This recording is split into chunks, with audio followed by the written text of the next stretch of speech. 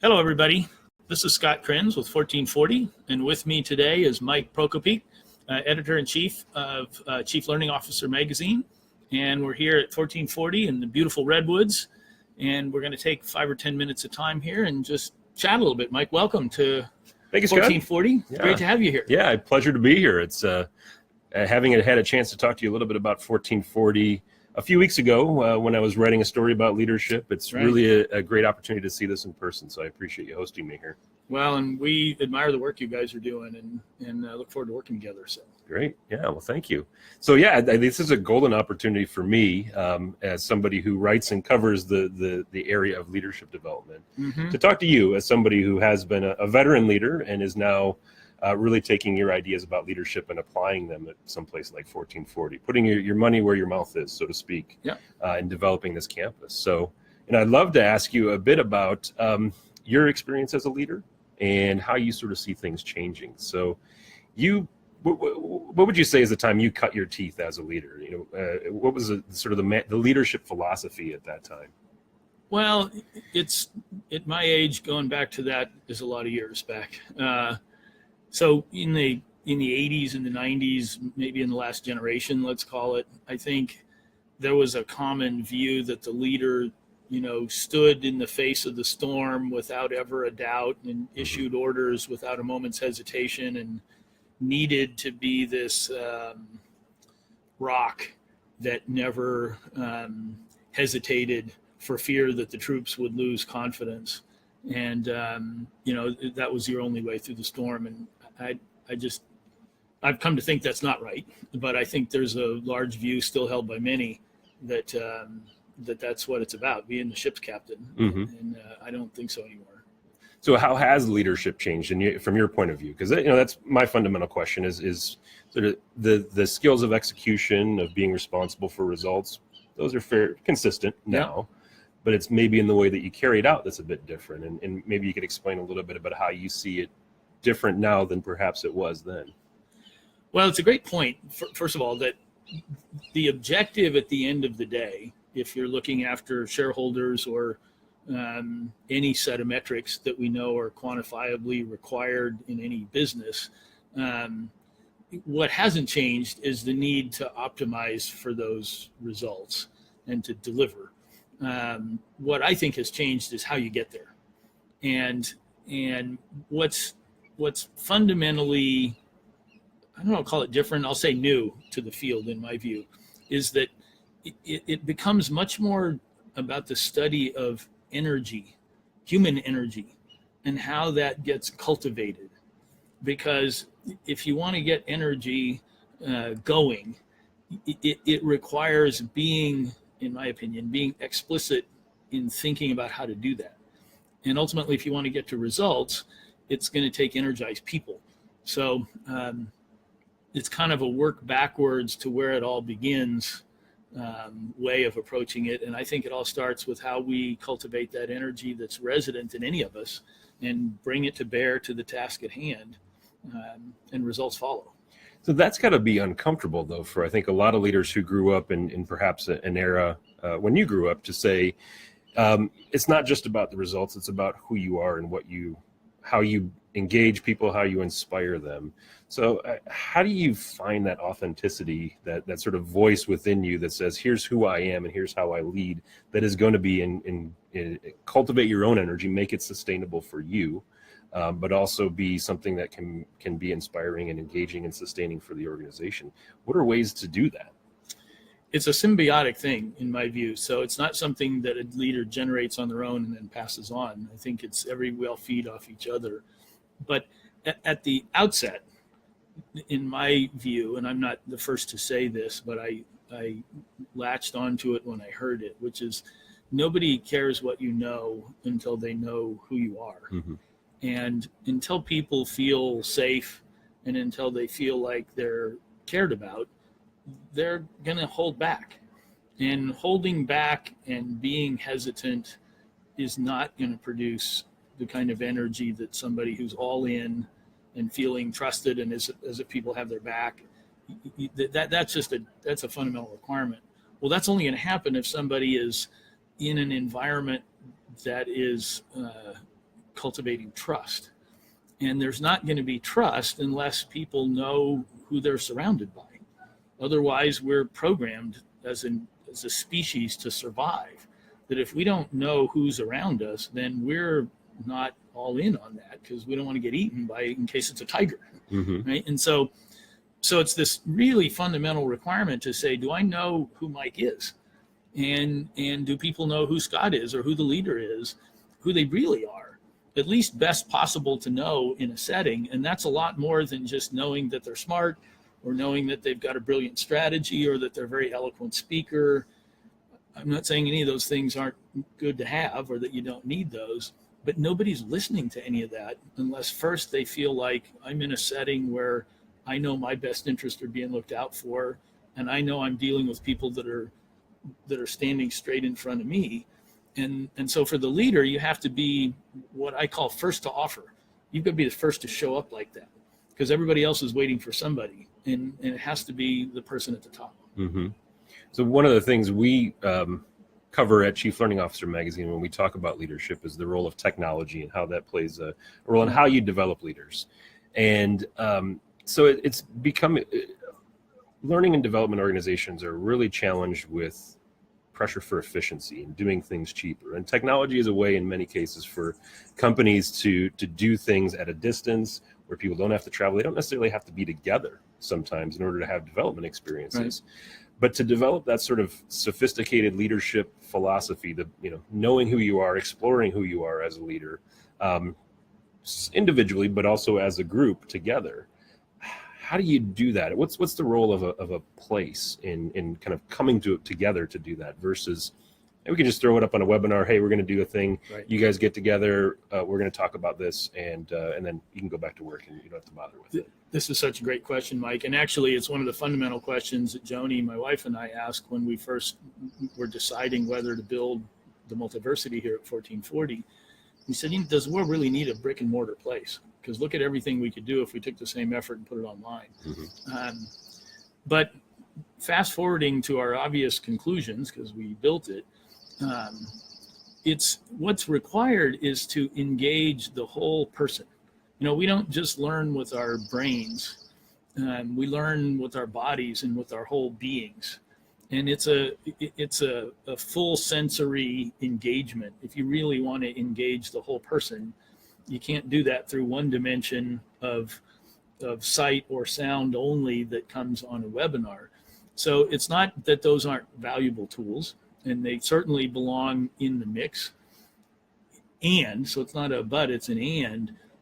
In our belief, there needs to be some in-person immersive time spent, because connecting with another person in a way that really builds trust is only possible to a certain degree with remote control and over a webinar at a distance intellectually, but really engaging like this in a felt sense that only happens when we're side by side is an element in the equation that I think the absence of which compromises really building a relationship. And ultimately, that's what leadership is about.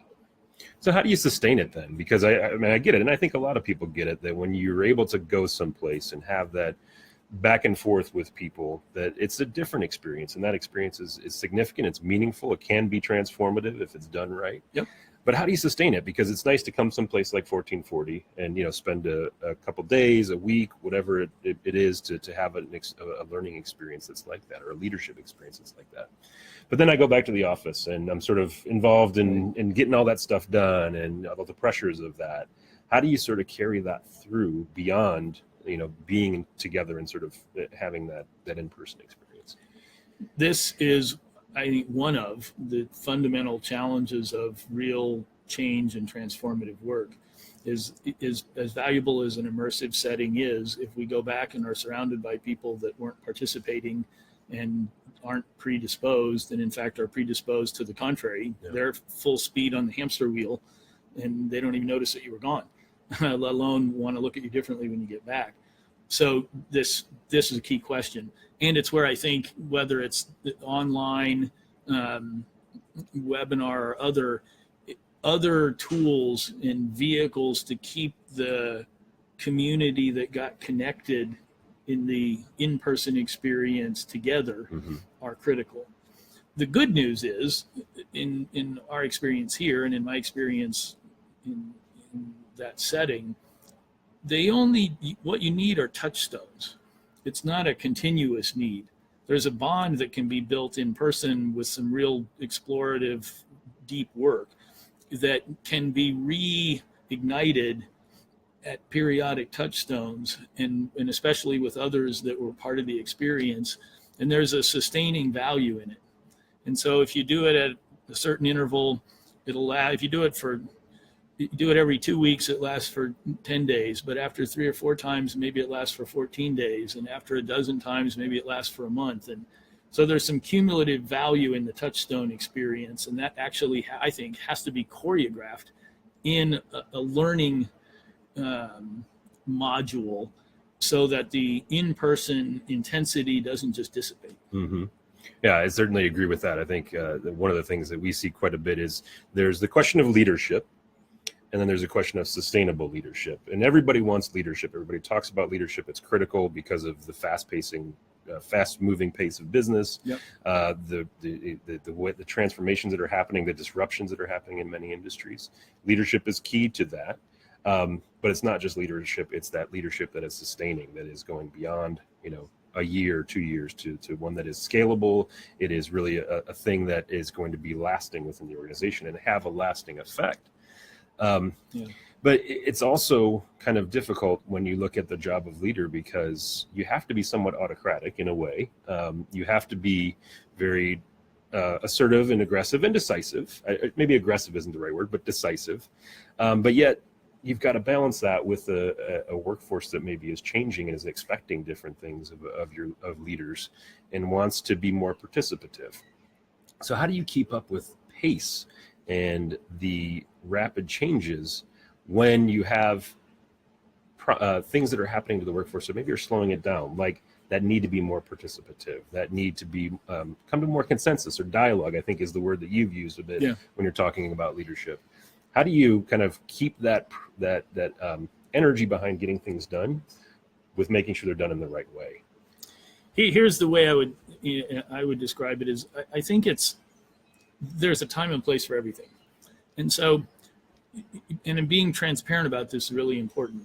There's a time for gathering of information and debating and brainstorming of ideas. And that's the participative part, where you want to be able to say to the team in total, I'm not sure what we ought to do next. I've got some ideas, but I'm not the smartest guy in this room, and I want to understand the rest of the ideas in the room. And that's not a time to be assertive and decisive. It's a time for input and inquiry and dialogue. And then, I think the leader's job is to arrive at a time where you say, all right, I want everyone to feel like they've been considered and we've put all this input into the mix. And now we're going to do this. And at this point, you get to something that I think is really important, which is most often in any complex decision I could name. It has far less to do with making the right decision, and it has far more to do with making the decision right once made. And so, if you're going to build, I'll borrow a football analogy, if you're going to build a passing team, you better have a great quarterback and really fast wide receivers. If you're going to build a running team, you better have a great big offensive line and a really quick running back. So it's not really that you have to decide that passing is good and running is bad. The leader has to say, this is what we're going to do, input all considered. Here's the basic risks of this approach, and here's our contingencies, and here's how we're going to go about it. And so there's clearly a time to set course and speed. But that has to be preceded by the kind of inquiry and input and dialogue. And that has to be preceded by creating the trusted environment and the condition where that dialogue is felt and heard, and not just casual and symbolic.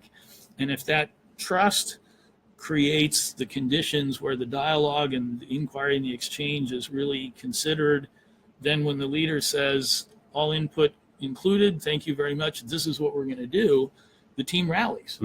And as Intel used to say, disagree, but then commit. Mm-hmm. So it's not, obviously it's not going to be the case that everybody agrees, and that's not required. But there's a time and a place for everything. Yeah. Yeah. And it seems like humility as a leader is a key to that, to be able to say, I don't know all the answers, but I know we have the right people in place. I know we have the right approach in place.